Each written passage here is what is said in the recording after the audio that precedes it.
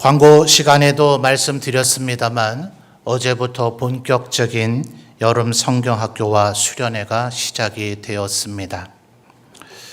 해마다 우리 교회 교육부서들이 모두 다 꼭 그렇게 했던 것은 아닙니다만 교단에서는 우리 교단의 전국 교회가 그래도 하나의 방향으로 나아가야 되기 때문에 교단 산하의 교육부가 여러분 볼 때에 오른쪽에 걸려있는 현수막의 내용과 같이 교단에서 이번 여름 성경학교와 수련회는 이런 내용을 좀 가르치시라 하는 총 주제를 선정해서 전국 교회에 배포하고 또 각 지역 단위로 지도자들을 불러 모아서 이렇게 가르치시기를 바란다 하는 것을 교육하기도 합니다.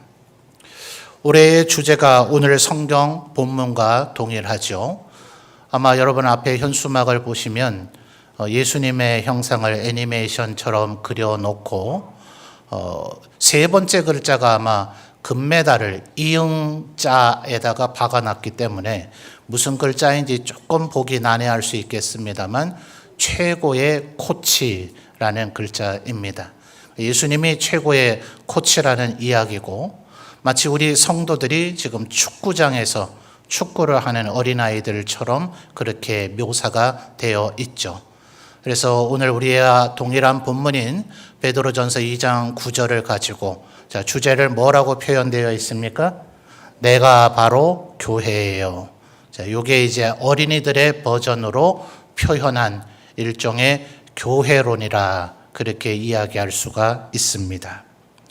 이것은 단순히 우리의 다음 세대들인 어린아이들만 알아야 될 내용이 아닌 몹시 중요한 내용인지라 올해에는 우리 성도들도 한번 이 주제가 무엇인지를 같이 한번 생각해 보는 것이 필요하겠다 싶어서 오늘 이 말씀을 준비하였습니다. 오늘 우리가 읽었던 베드로전서 2장 9절을 보면 예수님이 어떤 사명을 감당하시는 분인지에 대한 세 가지가 확연하게 나타납니다. 자, 한번 같이 찾아볼까요? 9절 함께 살펴보시면 그러나 너희는 택하신 족속이요. 그 다음 뭐가 나옵니까? 왕 같은 제사장들이요. 자, 왕이 나오고 제사장이 나옵니다. 자, 그 다음 또 한 가지는 뭘까요? 그 뒤에 이어지는 말씀을 보면 거룩한 나라요 그의 소유가 된 백성이니 이는 너희를 자 이제 긴 수식어가 들어갑니다. 어두운 데서 불러내어 그의 기이한 빛에 들어가게 하신 이 누구실까요? 바로 성부 하나님이시죠. 하나님께서 이 일을 경륜으로 계획하셨고 성자 예수 그리스도께서 십자가의 보혈의 은혜로 이 일을 수행하셨습니다. 그래서 요한복음 5장을 보면 예수 그리스도를 믿게 되면 사망에서 나와 생명으로 들어가게 됐다. 그것이 바로 어두운 데서 우리를 불러내서 그의 기이한 빛으로 들어가게 하신 것이 되는 것이죠. 바로 그 하나님께서 또 성자 예수 그리스도께서 또 우리의 마음에 조명, 빛을 비추셔서 우리가 이것을 믿고 깨닫는 자리에 이르도록 하시는 성령 하나님의 역사하심이 우리로 하여금 바로 이런 일을 가능하게 만들죠. 그래서 우리에게 이 일을 이루신 이의 이 일들이 바로 아름다운 덕이라고 표현을 하는 것이고 마지막 하반절에는 그 아름다운 덕을 선포하게 하려 하셨다 하는 것입니다. 우리가 지금 보고 있는 성경을 우리가 개역 개정이라고 얘기를 하죠. 이전 번역을 개역 성경이라고 얘기를 하는데 그 번역판에서는 마지막 이 선포라는 단어를 선전이라고 하는 단어로 번역을 했습니다. 헬라어의 의미가 선전이든 선포든 그릇된 번역은 아닙니다. 바로 이 선전과 선포를 하는 이 역할이 바로 선지자의 역할이죠. 그래서 이 왕과 제사장과 그리고 선지자 구약시대에 있었던 이 직분들을 하나님께서 임명하실 때에 그들의 머리에 기름을 부으심으로 이들을 이러한 직분으로 임명하셨습니다. 오늘로 말하면 이제 임직식을 하는 것이죠.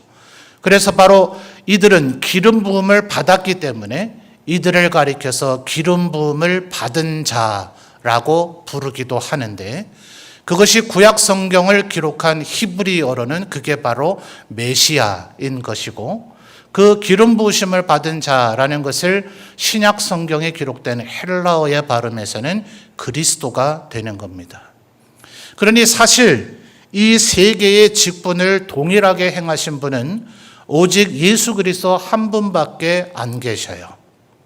바로 마태는 바로 예수님이 이런 분이라는 걸 증명하기 위해서 그의 복음서 1장에서 아브라함과 다윗의 자손 예수 그리스도의 세계 곧 족보다, 이렇게 그의 왕의 족보됨을 증명해 주고 있죠. 사실 이때까지 유대인들이 기다렸던 메시아는 사실은 왕이신 메시아입니다. 언젠가 다윗의 후손으로 이 나라 이스라엘을 다시금 다윗의 통치 시대처럼 주의 모든 열강들에게 조공을 받는 강력한 나라로 재건해 주실 왕, 바로 그분을 기다렸던 것이죠.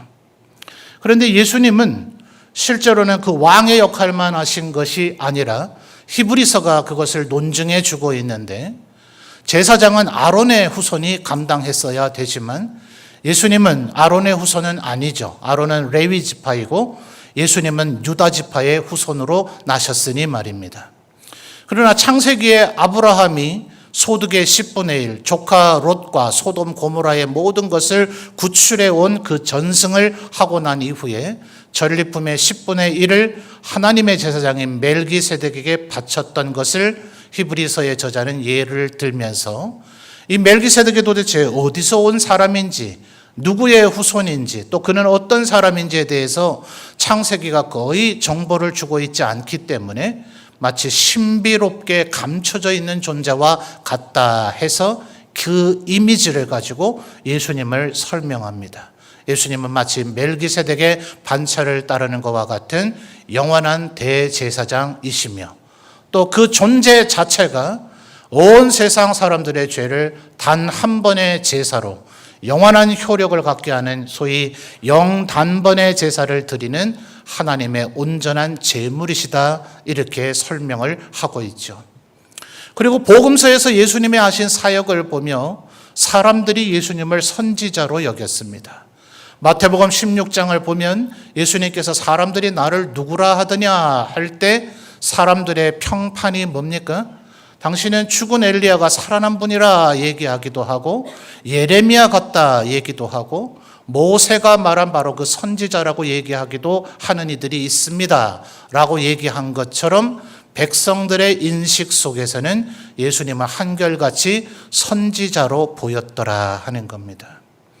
그러니 바로 이 예수님만이 단 왕이시며 또 제사장이시며 선지자이신 이 삼중의 직분을 다 행하신 겁니다. 그런데 이것을 참칭하고 있는 자가 로마 교황이에요. 여러분, 로마 교황이 즉위를 하거나 또 아주 중대한 행사를 하게 될 때 머리에 아주 독특한 왕관을 쓰게 되는데, 어떤 조롱하는 이들은 말하기를 마치 계란을 머리에 쓴 것 같다 이렇게 말할 정도로, 여러분이 한번 인터넷에 교황의 삼중관 이렇게 검색을 해보시면 그런 모자를 실제 썼던 사진들을 얼마든지 찾아보실 수 있는데, 정말 모양이 꼭 계란을 머리에 쓴 것과 같아요. 계란을 세로로 세워놓은. 그런데 그 관에 자세히 보면 세 개의 왕관이 거기에 끼워져 있는 형태로 그 관이 만들어져 있습니다. 그래서 삼중관이라 부르는 것이고, 로마 교황이 바로 내가 왕이요 제사장이요 선지자 역할을 다 감당하는 이다라는 개념을 주지시키고 있기 때문에, 우리 교단이 장로교회 아닙니까?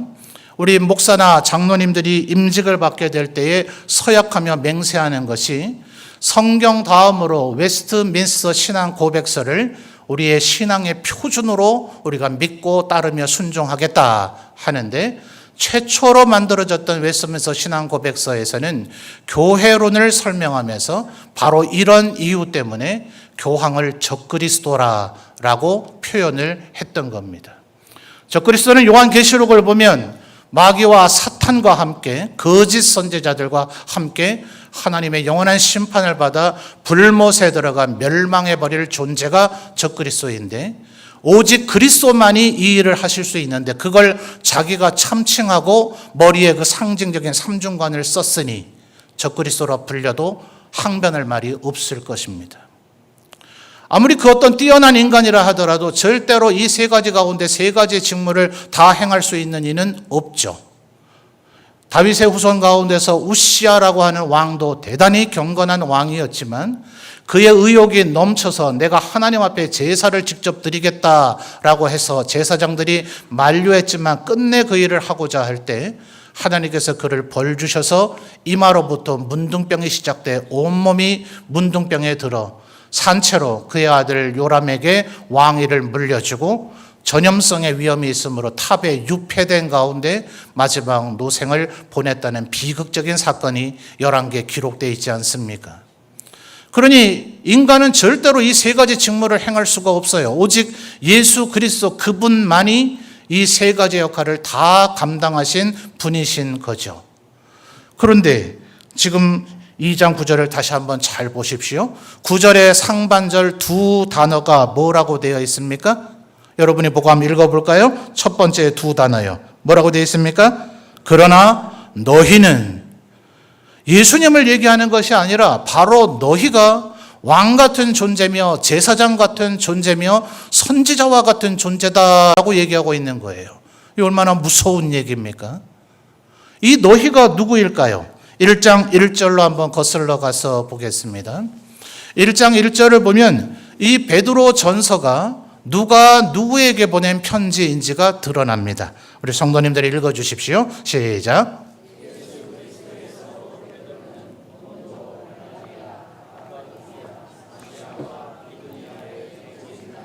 아멘. 자, 상반절을 보니 누가 보냈습니까? 베드로가 보냈고요. 누구에게 보냈습니까? 1절의 마지막 단어 흩어진 뭐예요? 나그네. 이 나그네는 바로 예수 그리스도를 믿는 하나님의 백성들 그 모두를 지칭하는 표현입니다.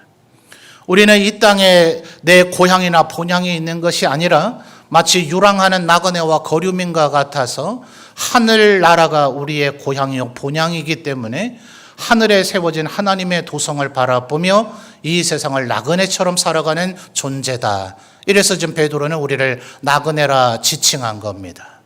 그러니 지금 2장 9절에 그러나 너희는 할 때 이 너희는 바로 우리 모두를 얘기하고 있는 것인데, 아니 교황이 그런 것을 주장하면 적그리스도라고 규정된다면서 어떻게 우리에게 이런 무서운 말을 베드로가 하고 있는 것일까요? 그것은 바로 앞에 있는 5절에서부터 8절 사이에 그 비밀이 숨겨져 있습니다. 자, 여러분이 5절만 한번 읽어볼까요? 2장 5절을 한번 읽으시겠습니다. 시작.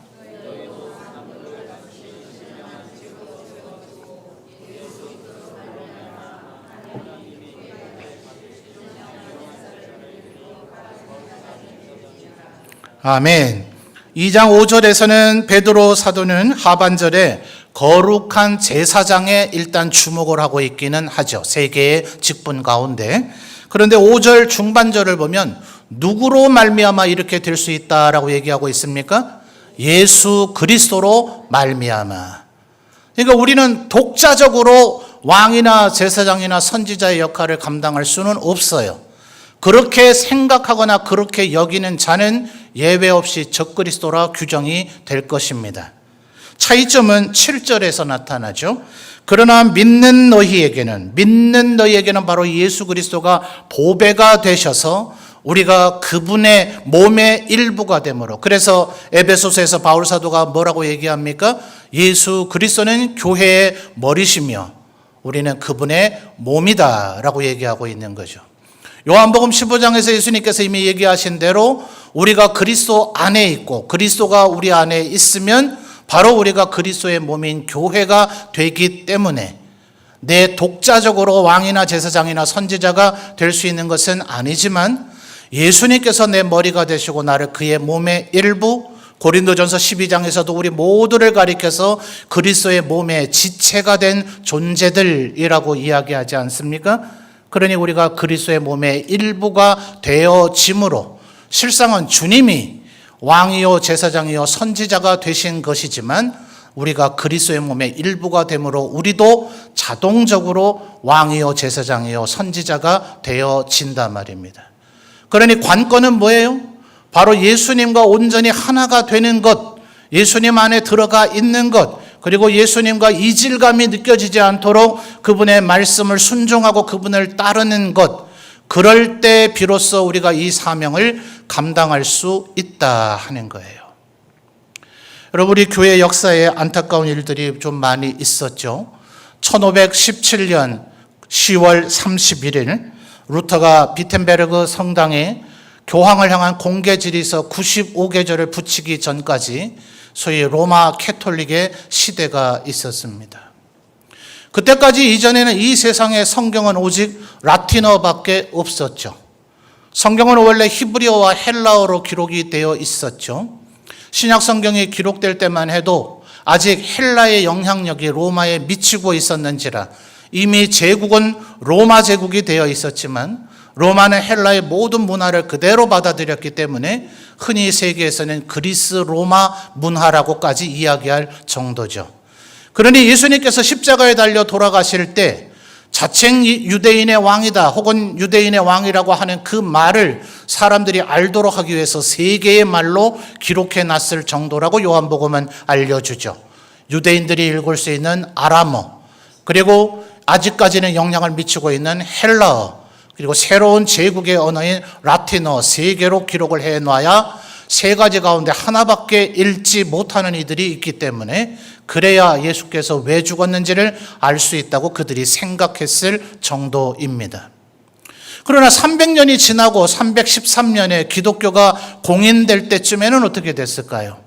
이제 헬라의 영향력은 다 사라져버리고 명실상부한 로마의 나라가 된 것입니다. 그러니 히브리어로 되어 있던 옛 구약 성경, 그것을 헬라어로 번역한 셉투아진타인 구약의 헬라어 번역본, 그리고 신약 성경은 헬라어로 되어 있으니 기독교가 정작 로마의 국교가 되었지만 성경을 못 읽는 사태가 벌어졌단 말입니다. 그래서 로마 제국 안에 있는 모든 사람들이 성경을 읽도록 하기 위해서 최초의 라틴어로 번역이 이루어졌는데 그것을 가리켜서 불가타 역이라고 얘기를 합니다. 그런데 루터가 종교개혁을 할 1517년이 되자 이미 세상은 1000년가량, 1000년 이상 흘러버렸죠. 세상은 어떻게 변했을까요? 로마 제국은 멸망해버렸고 유럽만 하더라도 프랑스, 영국, 독일, 스페인 등등의 수많은 나라로 쪼개져 버렸고 그들의 언어는 비록 뿌리를 로마어에 두고 있다 할지라도 각각의 전혀 별개의 언어로 발전되어져 버렸는지라 라틴어를 읽고 해독할 수 있는 사람은 극소수에 지나지 않았습니다. 더 나아가서 안타깝게도 로마 캐톨릭은 지금 우리 개혁교회, 우리 장로교회처럼 이렇게 설교가 예배의 중심이 되는 것이 아니라 예전적인 것이 중심이 되어 있기 때문에 오죽하면 그들의 예배를 부르지 않고 우리의 성찬에 조금 더 확대된 것이라고 쉽게 말할 수 있는 미사라고 부를 정도죠. 그러니 라틴어로 된 불가타 성경을 전혀 읽지 않아도 소위 예배 행위는 할 수 있었던 겁니다. 그러니 성당을 다니고 있다, 스스로 기독교인이라고 여기고 있는 사람들이 성경 한 줄도 모르고 심지어는 신부가 아닌 주교였는데도 불구하고 그가 주교로 서품을 받고 주교직을 은퇴할 때까지 단 한 번도 설교하지 않았던 자가 있었다라는 것이 종교개혁 이전의 로마 캐톨릭의 역사의 기록 속에 나오는 일입니다. 자, 이러니 얼마나 교회가 부패하고 썩었겠어요. 근데 어떻게 신앙생활이 가능할까요? 로마 캐톨릭은 무조건 신부의 말만 들으면 된다라고 가르쳤기 때문에 그래요. 중세 로마 캐톨릭의 신학적 기초를 넣은 소위 토마스 아퀴나스라고 하는 사람은 아리스토텔레스의 철학을 그대로 교회로 가져왔습니다. 그가 주창한 철학의 주된 이론은 이원론이죠. 이 세상은 빛과 어둠으로 이루어졌고 남자와 여자로 이루어져 있는 것처럼 교회도 마땅히 성직자와 평신도로 이루어져야 된다. 여기서 말하는 평신도란 대단히 모욕적인 단어입니다. 무식한 자들이고 연약한 자들이고 그 어떤 일을 해낼 수 없는 의지 박약이 가득한 자들, 그러니 오직 신부가 사제가 뭐라고 말하는지 그 말만 들으면 된다. 오죽하면 하나님 앞에 자신의 죄를 회개하는 것도 직접 할 수 없어서 신부 사제에게 자기가 저지른 죄를 다 토설하고 제발 나를 대신해서 하나님께 회개 기도를 드려 주십시오라는 게 고해 성사 아닙니까? 그렇게까지 해야 될 정도로, 그러니 신부의 말만 들으면 성경을 몰라도 되고 성경을 안 읽어도 되고 예배 시간에 성경을 설교하지 않아도 된다는 것이 중세 천년의 시대였더란 말입니다. 그런데 루터와 칼빈을 비롯한 종교개혁가들이 성경을 읽을 수 있는 언어로 번역해 보니 어때요? 그동안 소위 기독교인이라고 여기며 살아왔던 그들이 어마어마하게 세상 사람과 다를 바 없는, 또 어떤 면에서는 세상 사람보다 더 범죄를 저지르면서 그게 죄악인지도 모르는 채로 살아왔던 영역들이 있더라는 거예요. 가장 핵심은 구원론이죠. 오직 믿음으로 말미암아 구원을 받는 것이지 고행과 선행의 결과로 구원 얻을 자가 이 세상에 없다. 그것은 불가능하다. 하나님 앞에 그것을 이룰 수 있는 인간이 없었다는 것을 성경이 논증하고 있다는 걸 그들이 비로소 깨닫게 된 것입니다. 그래서 1517년에 시작돼서 약 150년의 동안 종교개혁이 진행되며 우리 교단이 아까 말씀드린 웨스트민스터 신앙 고백서가 작성되기까지는 무려 150년 가까운 종교개혁의 시기가 이루어집니다. 그래서 이 시기를 가리켜서 신학자들은 성경을 다시 성도들이 읽을 수 있도록 만들어줬기 때문에 성경을 성도들에게 돌려준 것이 첫 번째의 종교개혁이다라고 이야기를 합니다. 그러나 1000년 동안이나 신부의 말만 들으면 된다라는 것이 교회의 사고방식이었기 때문에 그것이 하루아침에 교정이 되었겠습니까? 그 뒤로도 약 400년 동안 그저 목사님 말만 잘 들으면 된다라는 사고방식이 교회를 지배했고, 그러다 보니 각 교회마다 소위 목사가 작은 교황 노릇을 하는 교회가 얼마나 많았는지 모릅니다. 지금도 그런 사람들이 있잖아요. 소위 제왕적 목회를 꿈꾼다, 이런 사람들이 있어요. 내일 모레면 은퇴할 70이 다 된 어른이 그러면 연세 드시다 보니 좀 잘못 생각하실 수도 있겠구나. 저분이 이제 곧 은퇴하면 그래도 교회가 건강해지겠지라는 소망을 갖겠는데, 제 나이 또래나 심지어 저보다 나이가 적은 사람도 그런 생각을 하는 사람이 아직도 있을 정도입니다. 목사님 아닙니까? 장로나 집사나 권사님 가운데도 그런 생각을 하는 이들이 있어요. 어느 교회는 은퇴한 권사님이 여왕이시래요. 퀸이에요, 퀸. 하나님의 교회는 그런 것이 아닌 것이죠. 그런데 이 목회자 중심적인 교회가 지난 400년간 또한 계속 지속되다 보니 교회는 언제나 그저 목사님 말만 들으면 되는 교회인 줄로 생각하던 시대가 있었더라 하는 거예요. 그런데 오늘 그림을 보니 어떻습니까? 예수님께서 직접 필드에 들어가 뛰지도 않아요. 예수님을 뭐라고 규정하고 있어요? 최고의 코치라고 하시면서 우리 보고 네가 선수해라. 네가 운동장에 들어가서 플레이해라. 네가 스타 플레이어가 되라. 네가 영광을 얻어라. 네가 금메달을 얻어라 라고 주님께서 얘기하고 계시더라 하는 거예요. 이 신학적 깨달음을 얻은 지가 약 100년이 지났습니다. 그것은 성경에 대한 깊은 연구에서 나타난 것이 아니라 실제 성도들의 헌신을 통해서 그것을 깨닫게 됐습니다. 지난 19세기 말엽에서 20세기를 가리켜서 소위 선교의 시대라고 얘기합니다. 안타깝게도 좋은 것만 있었던 것은 아니라 전 세계를 서구 열강들이 식민지화를 하면서 그 무력이 진출되는 과정 속에 신부, 사제, 목사들도 똑같이 선교를 거기에 편승해서 했죠. 그런 가운데서 그 선교사로 나갔던 사람들이 전부 다 목회자나 신부였던 것은 아니고 소위 발렌티어 무브먼트, 자원운동이라고 불려질 정도로 수많은 평신도들이 내가 선교사가 되겠다고 헌신을 했었습니다. 그들 가운데는 일부가 그 뒤에 다시 목회자가 되기도 했지만 19세기, 20세기는 평신도들의 저력과 능력을 새삼스럽게 깨닫게 된 계기였어요. 평신도들이 오히려 목회자보다 더 월등할 수 있구나. 아니, 월등하구나. 평신도들이 목회자보다 오히려 더 많은 일을 해낼 수 있고, 아니, 해내고 있구나. 라는 것을 새삼스럽게 깨닫게 되면서 바로 이 말씀을 새롭게 주목하게 된 것입니다. 자, 2장 9절 다시 한번 첫 번째 두 단어를 살펴보십시오. 그러나 하면서 왕이요 제사장이요 선지자가 된다 하는 그 존재를 누구라고, 그러나 다음에 뭐라고 단어가 나오고 있습니까? 너희는입니다. 너도 아니에요. 너도 아닌 복수인 너희는입니다. 바울 사도의 제자이긴 하지만 베드로가 디모데나 디모데야 너는 왕이요 제사장이요 선지자 같은 존재가 돼야 된다라고 얘기한 것이 아니라 1절 하반절에서 우리가 이미 확인한 대로 나그네라고 지칭되는 여러분, 이 세상에서 말이 좋아 나그네지 이 사람은 객지에서 온 사람입니다. 아브라함과 이삭과 야곱과 요셉은 계속해서 그렇게 불렸죠. 아무리 거기에 수십 년 살아봐야 거류민이라고 그나마 아주 교양 있게 불러줄 뿐, 그들은 거기에 본토배기가 아닙니다. 그들은 영향력에 한계가 있습니다. 땅도 마음껏 소유할 수가 없습니다. 그저 자기 안에 사라를 묻기 위한 막벨라굴 하나를 겨우 사정해서 샀을 뿐입니다. 아무리 우물을 팠었어도 아버지가 죽으면 이삭 때 또다시 뺏깁니다. 오직 브엘세바만이 양을 가지고 값을 지불해서 겨우 소유권을 인정받은 우물이 하나 있을 뿐에 불과한 겁니다. 이 세상 나그네는 이 세상에서 얼마나 천시받고 멸시받고 존중받지 못하는 존재입니까?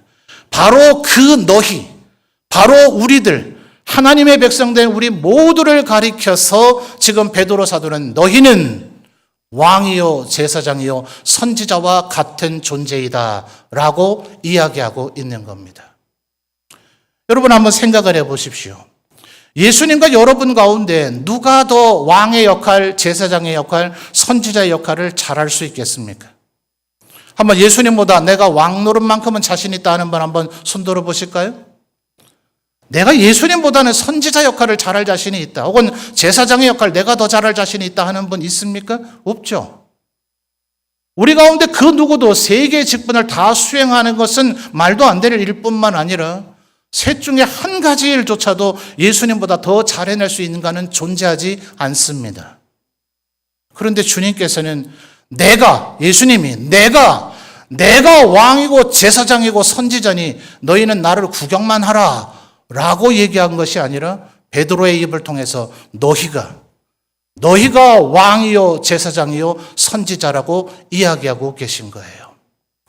예수님을 최고의 코치라고 얘기하고 있는 것은 바로 그 에베소서의 개념인 예수님께서 우리의 머리가 되신다는 그 개념을 채용하고 있는 겁니다. 예수님께서 우리가 이 사명을 잘 감당할 수 있도록 끊임없이 우리에게 코치를 해주는 것이죠. 여러분, TV에서 혹시 최강야구라는 프로를 보셨습니까?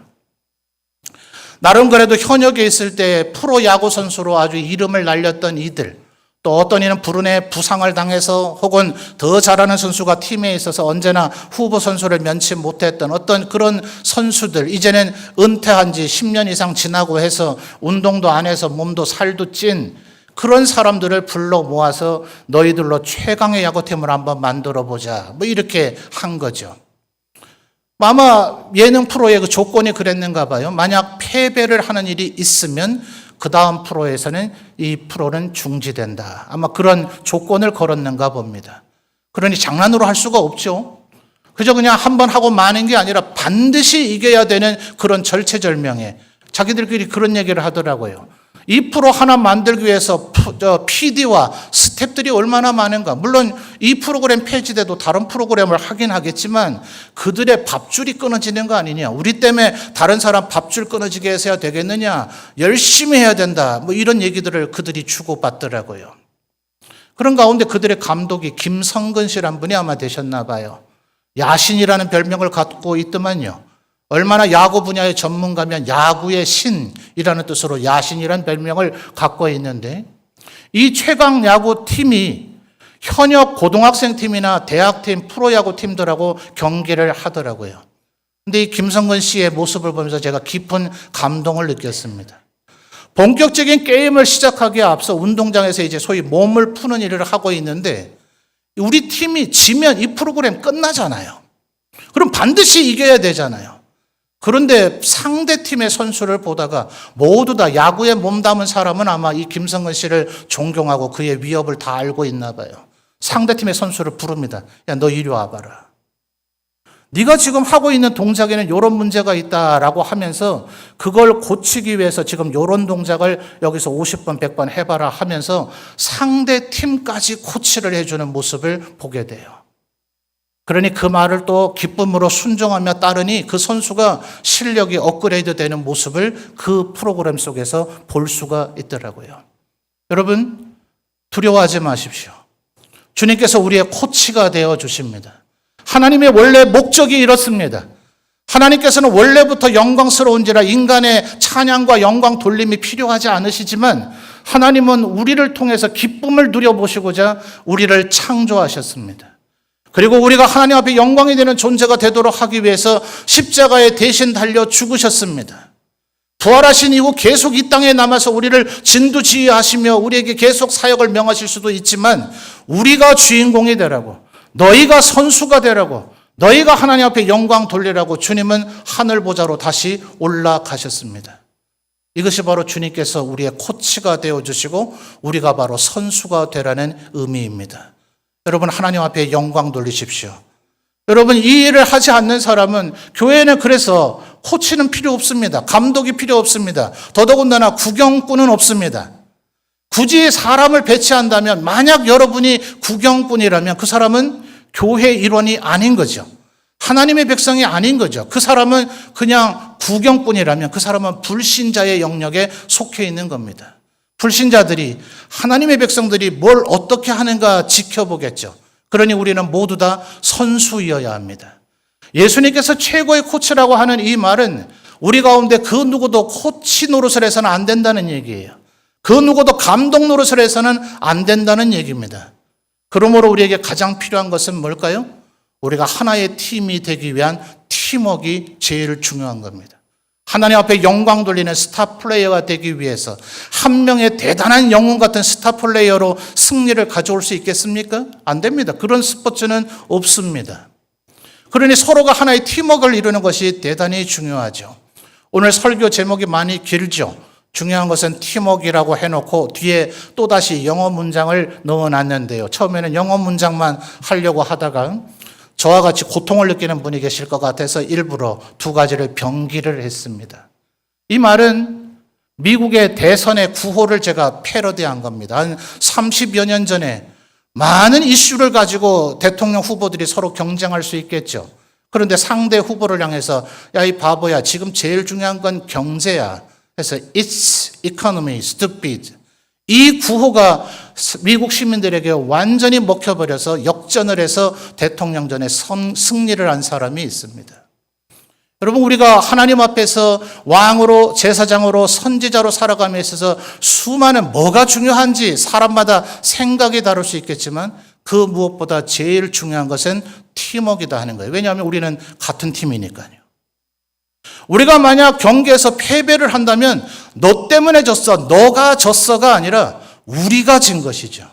그러니 우리는 함께 승리해야 되는 겁니다. 이 자리에 다른 팀은 없고 이 자리에 구경꾼도 없고 코치는 오직 주님이 우리의 코치가 되셨으니 우리는 함께 한 팀을 이루어 승리를 해야 되는 멤버라는 것을 기억해야 됩니다. 여러분, 영국에 가서 축구 생활을 하고 있는 손흥민이라는 선수가 있죠. 미담이 참 많더만요.